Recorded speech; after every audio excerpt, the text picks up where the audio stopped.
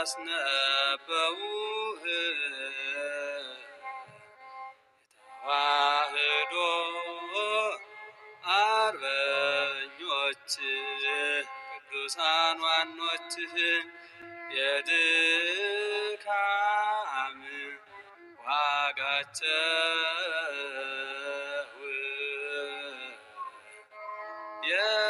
የእምነታቸው ፍሬ ያማረ ነውና ምሰላቸው ዛሬ። በስመ አብ ወወልድ ወመንፈስ ቅዱስ አሐዱ አምላክ። አመ ዕስራ ወሐሙሱ ለየካቲት በዛቲ ዕለት ኮኑ ሰማዕተ ቅዱሳን አውሳንዮስ ወፊልሞና ወአሐቲ ድንግል ዘስማ ሉቅያ። አንድ አምላክ በሆነ በአብ በወልድ በመንፈስ ቅዱስ ስም የካቲት 25 በዚች ቀን የከበሩ አውሳንዮስ እና ፊልሞና ስሟ ሉቅያ የሚባል አንዲት ድንግል በሰማዕትነት ሞቱ። እኒህ ቅዱሳንም በአፍራቅያ ሀገር ሳለ በከበረ ሐዋርያ ጳውሎስ ትምህርት ያመኑ ናቸው። ከሃዲያንም ዝብራ በሚባል ኮከብ ስም ለሚጠሩት ለአርታዳሚ ጣዖት በዓልን ባደረጉ ጊዜ አይተው በስህተታቸው ሊዘብቱ እኒህ ቅዱሳን ተሰብስበው ወደ ጣዖቱ ቤት ገቡ። ሰዎችም ለጣዖት ሲሰዉና ከፍ ከፍ ሲያደርጉ ባዩአቸው ጊዜ በክብር ባለቤት በጌታችን በኢየሱስ ክርስቶስ ፍቅር እሳትነት ልባቸው ነደደ። ከጣዖቱም ቤት ወጥተው ወደ ክርስቶሳውያት ቤተ ክርስቲያን ሄደው የክብር ባለቤት የጌታችን ኢየሱስ ክርስቶስን ክብሩን ልዕልናውን አብዝተው አመሰገኑ። ከዚያ ካሉት አንድ ሰው በሰማቸው ጊዜ በጣዖታቸው ላይ እንደዘበቱ የተናገሩትን ልብ ብሎ በመኮንኑ ዘንድ ወነጀላቸው። መኮንኑም በፈረስ ተቀምጦ ሄደ። ከወታደሮችም ጋር ቤተ ክርስቲያኒቱን ከበባት። ከምዕመናን ሰዎችም የሸሹ አሉ። እንዲህ ሦስቱ ቅዱሳን የያዛቸው የብረት ዘንጎችን በእሳት አግለው በቅዱሳኑ ጎኖች ውስጥ አደረጉት። ከዚህ በኋላ የከበረ አውሳንዮስን ወደ ጉድጓድ ወረወሩትና ነፍሱን እስከሰጠ ድረስ በድንጋይ ወገሩት። የከበረ ፊልሞናን የከበረች ሉቅያን ግን ብዙ ጊዜ በጸና ስቃይ ያሰቃያቸው ጀመር። ነፍሳቸውንም ይወስድ ዘንድ እግዚአብሔርን ለመኑት። እርሱም ልመናቸውን ተቀብሎ ነፍሳቸውን ወሰደ። በመንግሥተ ሰማያትም የሰማዕትነት አክሊልን ተቀበሉ። እነሆ የምስክርነታቸውና የሃይማኖታቸው መታሰቢያ ተጽፏል። በረከታቸው ከእኛ ጋር ትኑር ለእግዚአብሔር ምስጋና ይሁን፣ አሜን። ሰላም ለአውሳንዮስ ወፊልሞና ወለድንግል ሉቅያ ዘአመንክሙ በእዴሁ ለጳውሎስ ሐዋርያ በእደ መኮንን እልው ዘአፍራቅያ ገቧቲክሙ በልስነ አጺን ዘውእያ ይጸልላኒ ለዕለት ምከያ።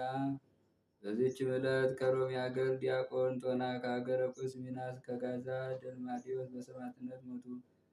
ዳግመኛም የደማይልያናልና የርጊኖስ መታሰቢያቸው ነው። በረከታቸው ከእኛ ጋር ትኑር ለእግዚአብሔር ምስጋና ይሁን፣ አሜን። ሰላም ለክሙ ቶና ዲያቆን ወሚናስ ብፁዕ ሰናይ አሚን ወይልማዲዮስ ነሳይ አክሊለ ግእዛን አቡኒ አጋእዝቴ ለብሲ ምስኪን እስቴተክሙ ዘይርእየ አይን። በዚህችም ዕለት የከበረ አዲስ እንጦኒ በሰማዕትነት ሞተ። ይህም ረቡዕ የሚባል ነው። ይህም የከበሩ አረቦች ወገን የቆሮስ ሰው የሆነ ብዙ ገንዘብ ያለው ነው። በሰማዕታት አለቃ በቴዎድሮስ ገዳም አጠገብ በወንዝ ዳርቻ የሚኖር ነው። ይህም ጎልማሳ አብያተ ክርስቲያናትን የሚቃወም ሆኖ ቅዱስ ቁርባንን በመስረቅ ህብስቱን ይበላዋል። የከበረ ደሙንም ከጽዋ ውስጥ ይጠጣል። የመሰዊያውንም ልብስ ገፎ በእሳት ያቃጥለዋል። በክርስቲያን ሃይማኖትም ላይ ይዘብታል። መኖሪያ ቤቱ ከከፍታ ቦታ ላይ ስለሆነ ካህናት ሲያገለግሉ ይታዩት ነበር። በአንዲትም ዕለት በቅዳሴ ጊዜ ቤተ ክርስቲያን ተከፍቶ አየ። በፈረስም ተቀምጦ መጣ።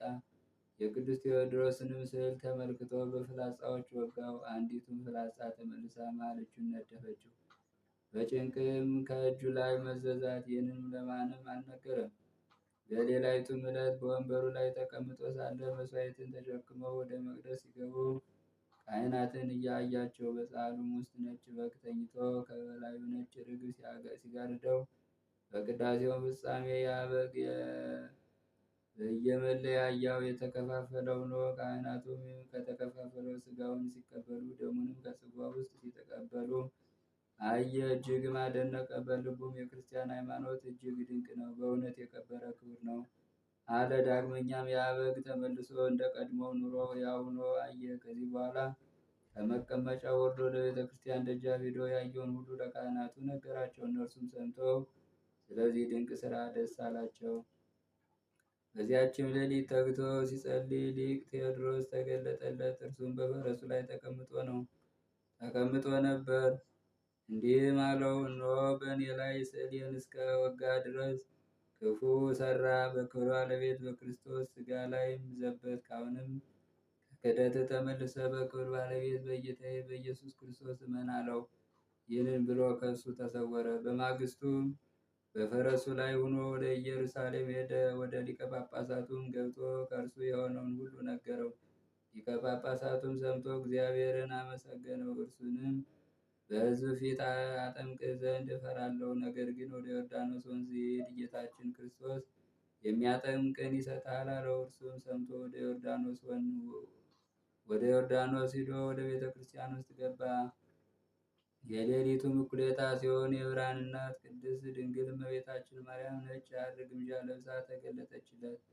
ከእርሷም ጋር በንጹሕ ልብስ የተሸለመች ሴት ነበረች። በእጇም ይዛ አነሳችውና አትዘን፣ እኔ ከአንተ ጋር እኖራለሁና አለችው። ሲነጋም ወደ ዮርዳኖስ ወንዝ በሄደ ጊዜ ሁለት ገዳማውያን መነኮሳትን አገኛቸው። እነርሱም በአብ በወልድ በመንፈስ ቅዱስ አጠመቁት። ስሙንም እንጦንስ ብለው ሰየሙት። የምንኩስና ልብስም አስኬማንም አልብሰው በሰላም አሰናበቱት። ወደ ደማስቆም ሄዶ ወደ ቤቱ ገባ። ባልንጀሮቹና ወገኖቹን ባዩት ጊዜ የለበስከው ምንድን ነው አሉት። እኔ ክርስቲያን ነኝ አላቸው። በዚያን ጊዜ ይዘው በሜዳ ውስጥ እየጎተቱ ወደ መኮንኑ እስኪያደርሱት ይደበድቡት ነበር። መኮንኑም ወደ እስር ቤት እንዲጨምሩት አዘዘ። በታላቅ ስቃይም 17 ሌሊት በዚያ ኖረ። እነሆ በላዩ ብርሃን ወረደ። እንዲህም የሚል ቃል ሰማ። እንጦንስ ሆይ አክሊል ተዘጋጅቶልሃል፣ አትፍራ። ብርሃንን የለበሱ ሁለት አረጋውያንም መጥተው በራሱ ላይ የብርሃን አክሊልን አኖሩ። በነጋም ጊዜ ወደ አደባባይ ወስደው ራሱን በሰይፍ ቆረጡትና በእንጨት ላይ ሰቀሉት። በሌሊትም በላዩ ብርሃን ወረደ። ጠባቆቹም አይተው ከእንጨት ላይ ያወረዱት በጤግሮስ አቅራቢያ ቀበሩት። ከመቃብሩ ድንቆች ታምራቶች ተገለጡ። እግዚአብሔር ምስጋና ይሁን፣ አሜን። ሰላም ለከ ስሙ የእንጦኒ ረቡዕ ዘአስተርአይከ ከክርስቶስ አምሳለ በግ የዋ ወመንፈስ ቅዱስ በርግብ እንዘ ክነፊሁ ስፉ በእንተ ዝንቱ እያፍርዎ ለክሳድከ ሞቅ ወያደነግጾ ፍጹም አፈ ሰይፍ በልዕ። በዚህች ዕለት ከግብፅ አገር ከስሙናይን አውራጃ የሆነ የከበረ አባት አቡፋና አረፈ።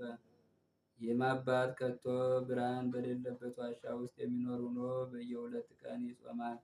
የሚበላውም የሚጠጣውን በመለኪያ ተለክቶ ነው። በሌሊትም በመዓልትም 500 ጊዜ ይጸልያል። በአንዲትም ዕለት ወንድሞች ሊጎበኙት ወደ እርሱ መጡ። እንጀራንም አጣ። 3 እንጀራንም ባገኘ ጊዜ ለ20 ሰዎች አቀረበላቸው። እነርሱም በልተው ጠገቡ። ታምራትን እያደረገ በሽተኞችን እየፈወሰ ኖረ። ከዚህ በኋላ እንዲህ የሚል ቃል ከሰማይ ወደ እርሱ መጣ። አቡፋና ወይ 18 ቀረህ።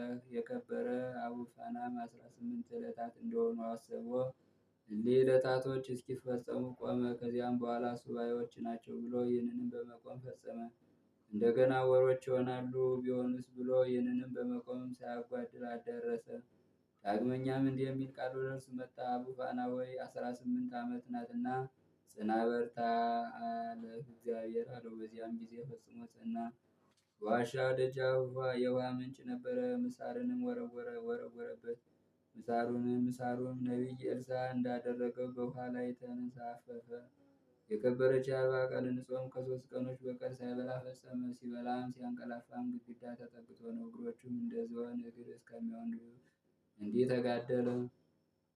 በአንዲትም ዕለት ለደቀ መዛሙርቱ እነሆ ዓለም አለፈ አላቸው። በጠየቁትም ጊዜ ንጉሥ ቴዎዶስዮስ ሞተ አለ። በአንዲትም ዕለት 300 የወርቅ ዲናር የያዘ እንግዳ በአንድ ቄስ ቤት አደረ። በተኛም ጊዜ ስለ ገንዘቡ ቄሱ ገደለውና ወስዶ ከአንድ መነኩሴ ደጅ ጣለው። ለቅዱስ አቡፋናም በነገሩት ጊዜ ከሟቹ ላይ እንዲጥሉበት ቆቡን ሰጣቸው። ሲጥሉበትም ሟቹ ተነሳ። ስለ ገንዘቡ ቄሱ እንደገደለው ነገራቸው። እጅግም አደነቁ። በአንዲትም ዕለት አንድ ሰው ቡራኬ ሊቀበል ወደ እርሱ ሲመጣ ልጁ በጉዞ ላይ ሞተ። ልጁንም ተሸክሞ ወደ ቅዱስ አቡፋና ሄደ።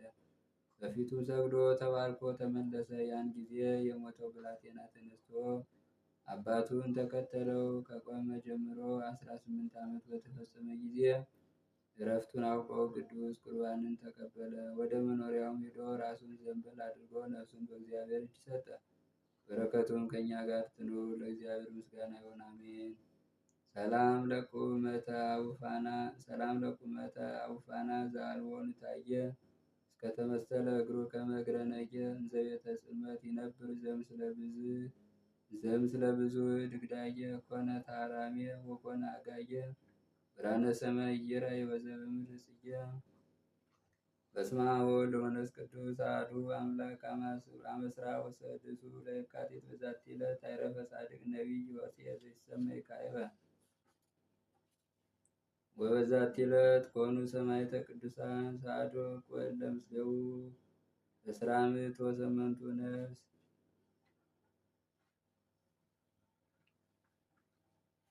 ዘአቅረብኩ ማሕሌተ አዘኪሬ አእላፈ ምልዕተ ጸምዱከ ዘልፈ ለላነብብ ተወከፍ ዘንዴቴ መጽሐፈን ተረሰይከ እግዚኦ ጸሪቀ መበለት ውኩበ እምእላፉ ውላን ዘተርፈ ነቢያት ቅዱሳን ሐዋርያት ሰባክያን ሰማዕታት ወጻድቃን ደናግል ወመነኮሳት ሄራን ባረኮ ጉባኤ ዛቲ መካን እስከ አረጋዊ ልኢቆን ወሕፃን ለዘጻፎ በክርስታስ ወለዛ ጻፎን ዘየደርስ ለዛ አንቦ ለዘተርጉሞ በልሳን አዲስ ወለዘሰማ ቃሎ በዝነ መንፈስ በጸሎተሙ ማርያም አራቂተ ኩሉም ባይ ውራይ ማረነ ኢየሱስ ክርስቶስ ውራይ ማረነ ኢየሱስ ክርስቶስ።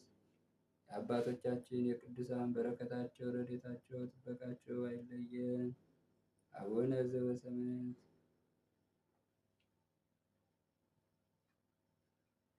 በስመ አብ ወወልድ ወመንፈስ ቅዱስ አሐዱ አምላክ። ታምሪው ለቅዱስ መርቆሬዎስ ሰማዕት ጸሎቱ በረከቱ ያለ ምስሌነ ለዓለመ ዓለም አሜን። ልመናው አማላጅነቱ ከሁላችን ጋር ይኑርና የሰማዕቱ የቅዱስ መርቆሬዎስ ታምሪ ነው። ኢትዮጵያን የሚገዛ አንድ ንጉሥ ነበር። በየሀገሩ ሁሉ ሰለጠነ።